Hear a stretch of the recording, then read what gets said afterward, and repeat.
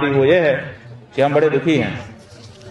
किस बात के दुखी हैं कि हम प्रयाग आए थे तो हमने प्रयाग में आते ही यहाँ के जो विशिष्ट तीर्थ हैं, मंदिर हैं, उनका दर्शन किया। यहाँ पर अलोक शंकरी देवी आदि 3 देवियाँ हैं, हम तीनों देवियों के मंदिर में जाकर के उनका दर्शन किए। यहाँ पर माधव हैं, उनका हमने जाकर के दर्शन किया। अनक कामेश्वर मंदिर है, वहाँ पर जाकर के दर्शन किया। त्रिवेणी जी की पूजा की, ये सब हमने किया। लेकिन जैसे भगवान श्री राम की जन्मभूमि अयोध्या है, जैसे श्री कृष्ण की जन्मभूमि मथुरा है, ऐसे ही 24 भगवान के अवतारों में से एक अवतार हंसावतार भगवान का है और उनकी जन्मभूमि प्रयाग होने का गौरव है। लेकिन प्रयाग में जब हम आए, इतना बड़ा कुंभ पर्व आयोजित हुआ, तो भगवान श्री हंस की जन्मभूमि के और वहाँ पर स्थित हंसकूप हंस तीर्थ के दर्शन करने का जो मौका हम चाहते थे कि हमें मिले, वो हमको नहीं मिल पाया। हमने बार बार अपने आदमी भेजे कि जाकर के व्यवस्था कुछ बनाओ, लेकिन कोई सुनवाई नहीं हुई। अंत में कुछ लोगों ने समवेत होकर के एक यात्रा निकाली, शासन प्रशासन से उसकी अनुमति भी ली, जिसमें यह निर्देश लिखा कि हम हंसकूप के दर्शन करेंगे उस यात्रा में।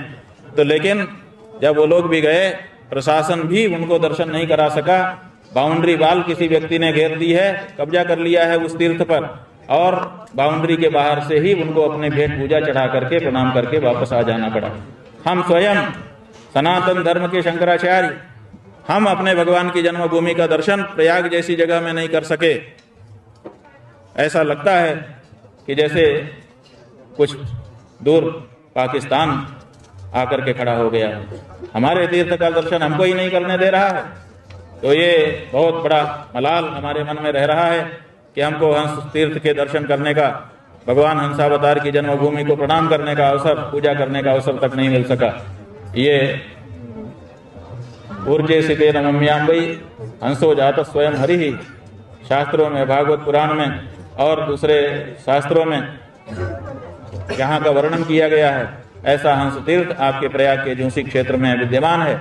वहाँ पर किसी एक व्यक्ति के द्वारा स्थान को कब्जा कर लिया गया है और इससे करोड़ों करोड़ सनातन धर्मी अपने आराध्य की पावन भूमि के दर्शन और उसके पूजन से वंचित हो रहे हैं। इस बारे में भी हम समझते हैं कि अयोध्या मथुरा में जैसे आंदोलन चल रहा है, क्या यहाँ का प्रशासन ये चाहता है कि हिंदू फिर अपने हंसावतार की जन्मभूमि को प्राप्त करने के लिए भी इसी तरह का एक आंदोलन प्रयाग में भी शुरू करें?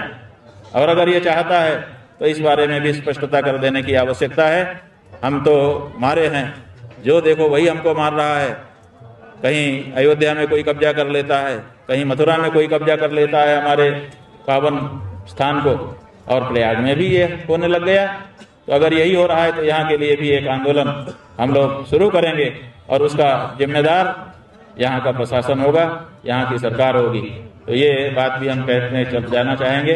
बहुत दुख है कि हमारे ही तीर्थ में हमको दर्शन पूजन करने के लिए मौका नहीं मिल रहा।